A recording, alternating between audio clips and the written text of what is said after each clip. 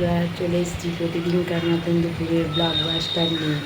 বন্ধুরা, আজকে দাদাভাই কাজে বেরিয়েছে। দাদাভাই বাড়িতে নেই, ছেলে বাড়িতে আছে। ছেলের আজকে সোমবার, ছেলে কিচ্ছু খাবে না। ছেলের জন্য আলাদা করে পরোটা আর আলু চচ্চড়ি করা হবে। তা আমাদের লাঞ্চে কী করে নিয়েছি তোমাদের সঙ্গে শেয়ার করে নিই। এই যে বন্ধুরা, করে নিয়েছি গরম ভাত, আর রয়েছে উচ্ছে আলু ভাজা, আর করে নিয়েছি পাতলা করে পেঁয়াজ রসুন পাঁচফোড়ন তেজপাতা দিয়ে সম্বার দিয়ে পাতলা করে মুসুরির ডাল।